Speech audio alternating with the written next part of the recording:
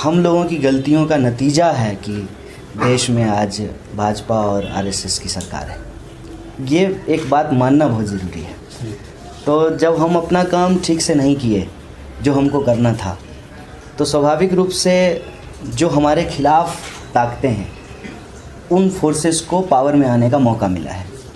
और आप ये समझ लीजिए कि इंडियन डेमोक्रेसी में एक सर्कल कंप्लीट हुआ है। लाइक कि अगर आप पूरी दुनिया में ही आज के डेट में जो राइट रिएक्शनरी फोर्सेस पावर में आई है उसकी हिस्ट्री को थोड़ा सा एनालाइज करेंगे तो सबसे पहले तो ये समझना होगा ना कि ये आइडिया ऑफ नेशनलिज्म जिस पे आज राइट रिएक्शनरी फोर्सेस ऑपरेट कर रही है, ये पैदा कैसे हुआ। तो ये तो इंडस्ट्रियल रेवोल्यूशन के साथ पैदा हुआ। इंडस्ट्रियल रेवोल्यूशन के बाद जो है दुनिया में कॉलोनियलिज्म शुरू हुआ और भारत जो है वो ब्रिटेन की कॉलोनी बनी और उसी कॉलोनियल जो रिजीम था उसके ख़िलाफ़ हिंदुस्तान में नेशनलिज्म की शुरुआत हुई एंटी कॉलोनियल मूवमेंट के साथ। लेकिन जब भारत आज़ाद हुआ तो वो जो राइट रिएक्शनरी नेशनलिस्ट फोर्स थी उसको पावर नहीं मिला।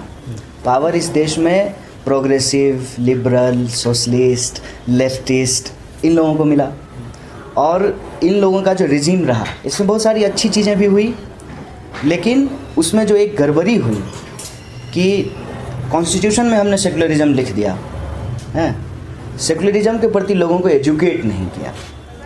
जो इंस्टीट्यूशंस थे उसका सेकुलराइजेशन नहीं हुआ और जो राइट रिएक्शनरी फोर्सेस थी वो बड़ी चालाकी से एंटी कांग्रेसिज्म के दौर में जो कांग्रेस के ख़िलाफ़ जो मूवमेंट खड़ा हुआ उसके भीतर भेष बदल करके घुस करके पावर में आए। और मैं एक बहुत मज़ेदार बात आपको बताता हूँ कि जब एंटी कांग्रेसिज्म का दौर था तो जो लोग आज बीजेपी से लड़ रहे हैं सब के सब कभी ना कभी बीजेपी के साथ अलायंस किए थे, बीजेपी के साथ जो है डायरेक्टली या इनडायरेक्टली पावर में थे। तो उनको ये अंदाज़ा ही नहीं था कि इनका असली उद्देश्य क्या है और ये बहुत चालाकी से ये क्या करना चाहते हैं, आरएसएस बीजेपी देश में क्या करना चाहती है, इस पे लोगों को एकत्रित नहीं होने दिया, लोगों को कंसंट्रेट नहीं करने दिया। उल्टे जो लोग आज बीजेपी के ख़िलाफ़ लड़ रहे हैं इनके जो कॉन्ट्राडिक्शंस हैं उसको एनाडॉट्स में फंसा दिया है। जैसे नेहरू को हर कोई जानता है, दीनदयाल उपाध्याय को कोई नहीं जानता है। तो ये सोचे कि दीनदयाल उपाध्याय को घर घर पहुंचाने से ज़्यादा आसान है नेहरू के ख़िलाफ़ झूठ को घर घर पहुंचा दिया जाए, क्योंकि नेहरू ऑलरेडी घर घर पहुंचे हुए हैं। तो नेहरू के ख़िलाफ़ घर घर पहुंचा देंगे चीज़ों को और नेहरू के साथ जो बाकी लोग हैं उनको अपना लेंगे। गांधी की हत्या में इन लोगों का नाम आया। ये लोग जो है नाथूराम गोडसे की पूजा करते हैं, आज गांधी के ऊपर फूल चढ़ा रहे हैं। सुभाष चंद्र बोस ने जो पार्टी बनाई ऑल इंडिया फॉरवर्ड ब्लॉक, वो एक लेफ्ट पार्टी है। तो सुभाष चंद्र बोस की पार्टी को देशद्रोही और सुभाष चंद्र बोस की फ़ोटो लगा करके अपने ऑफिस में ये बन गए देशभक्त। उसके बाद पटेल जी आरएसएस के ऊपर बैन लगाए, पटेल की जो है मूर्ति बना करके जो है ये आरएसएस वाले जो है पटेल को अपना लिए। इनके पास ना कोई हिस्ट्री है, ना कोई हिस्टोरिकल फिगर है और ना इनका कोई कंट्रीब्यूशन है। तो ये क्या करना चाहते हैं ये लोगों को नहीं बताते हैं। इनका जो एजेंडा है उसको ये हिडन रखते हैं और अपोजिशन के ऊपर ऑनर्स हमेशा डालते रहते हैं।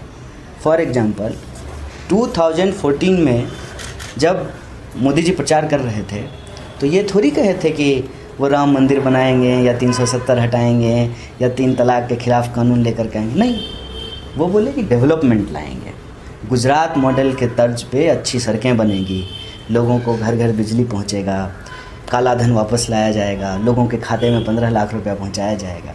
फिर बाद में पलट गए। तो इंस्टीट्यूशन बिल्डिंग का काम जो लेफ़्ट लिबरल प्रोग्रेसिव फोर्सेस को करना था वो नहीं किए। तो स्वाभाविक रूप से जब हम हारने वाले किनारे पे खड़े हैं तो हार तय है। इनफैक्ट आप ये मान लीजिए कि संख्या बल के हिसाब से अगर हम चुनाव जीत भी जाते तभी लड़ाई तो नहीं जीती जाती। पूरे देश में तो हम जीतते नहीं। पूरे देश में हम इसलिए नहीं जीतते क्योंकि 2014 की हार के बाद भी जो अपने आप को अपोजिशन आइडेंटिफाई करते हैं, उनको ये समझ में ही नहीं आया कि ये लड़ाई कौन सी है। ये लड़ाई आज के डेट में इस बात की है कि लोगों को पता चले कि श्यामा प्रसाद मुखर्जी जो नेहरू के मंत्रिमंडल में थे, तो नेहरू की सरकार जो भी कर रही थी, अगर उसका क्रेडिट नेहरू को, डिस्क्रेडिट नेहरू को, तो उसका क्रेडिट और डिस्क्रेडिट जो है श्यामा प्रसाद मुखर्जी को भी जाएगा। Point number 1। पॉइंट नंबर 2 कि जो नेशन बिल्डिंग हुआ 1947 में, ये किसी चीज़ को नहीं माने, कॉन्स्टिट्यूशन को नहीं माना, क्योंकि ये चाहते हैं कि मनुस्मृति का राज स्थापित हो। इनके लिए विधान डॉक्टर बाबा साहब भीमराव अंबेडकर और संविधान सभा के द्वारा तैयार की गई इंडियन कॉन्स्टिट्यूशन नहीं है। ये विधान मनुस्मृति को मानते हैं, और मनुस्मृति में जो बातें लिखी हुई हैं उसको अगर आज के डेट में चाहे महिला को पढ़ा दीजिए, चाहे दलित को पढ़ा दीजिए, चाहे पिछड़ों को पढ़ा दीजिए, इवन जातीय जो सोपान है, जो सीढ़ी नुमा व्यवस्था है, जो उसकी जो हायरार्की है, तो किसी भी इंसान को पढ़ा दीजिए जो उस हायरार्की में नीचे है, वो उसको पसंद नहीं करेगा। पॉइंट नंबर 2, ये कभी झंडा नहीं माने। खुद श्यामा प्रसाद मुखर्जी कभी अपने बंगले पे झंडा नहीं फहराए, आरएसएस के ऑफिस पे कभी झंडा नहीं फहराया गया। बाकायदा जो है उसके पत्र पत्रिकाओं में ये लेख आते रहे कि 3 रंग भारत के लिए शुभ नहीं है, क्योंकि हमारे तिरंगे में 3 रंग है, 3 रंग को ये शुभ नहीं मानते। और आज जब ये फुल फ्लेज्ड पावर में आ गए, उसकी एक लंबी प्रक्रिया है, तो आज वो उन्हीं चीज़ों को लागू कर रहे हैं। चुनाव जब हम लड़ रहे थे, तो मैं आपको बता दूं कि चुनाव का जो सबसे अच्छा एक्सपीरियंस है वो ये है कि लोग जानना चाहते हैं, लोगों के पास लोग पहुँचे ही नहीं जिनको पहुँचना चाहिए था। जब लेफ्ट लिबरल प्रोग्रेसिव फोर्सेस सत्ता में आई तो उसका डीजेनरेशन हुआ। पहली दूसरी पीढ़ी ठीक से काम की, तीसरी पीढ़ी जो थी वो पूरी तरीके से डीजेनरेट हो गई, और उसके डीजेनरेशन का नतीजा ये हुआ कि वो अपनी अपनी आइडियोलॉजी से कट गए। तो जो अपोजिट आइडियोलॉजी थी उसको अपने आप एक वैक्यूम मिला, और उस वैक्यूम को भरने का आज भी प्रयास नहीं किया जा रहा है। मेयर इलेक्शन जो है वो उस वैक्यूम को नहीं भरेगा। पॉलिटिकल एजुकेशन जो है वो बहुत इंपॉर्टेंट है। और चुनाव का एक्सपीरियंस सबसे अच्छा ये रहा कि सुदूर गांव देहात में भी लोग उन सवालों के साथ अपने आप को इंगेज करना चाह रहे थे जो लोगों के असली सवाल हैं। जैसे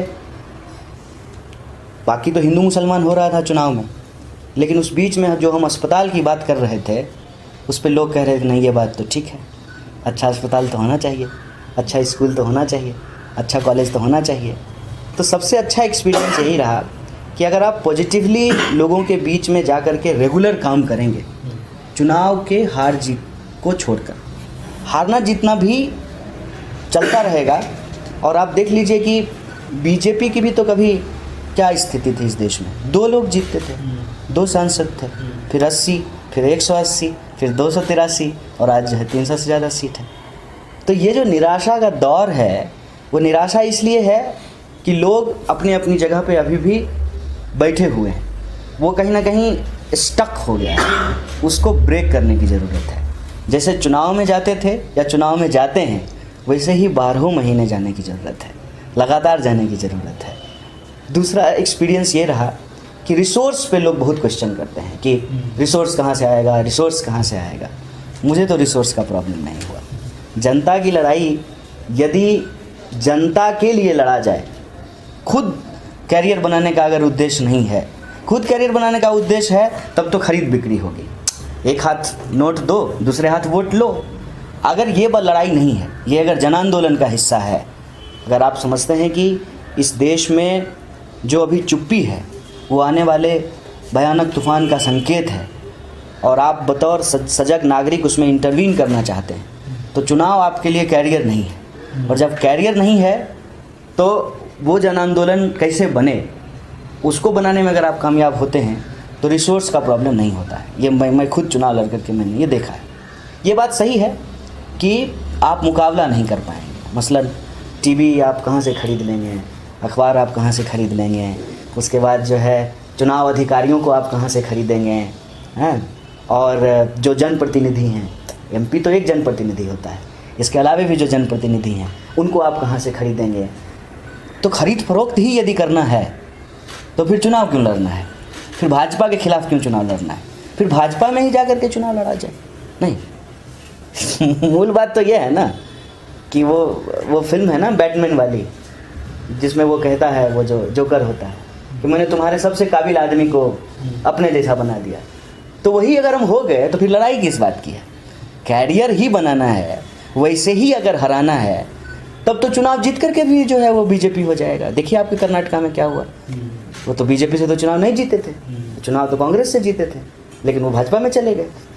फिर आप कहाँ कहाँ रोकेंगे?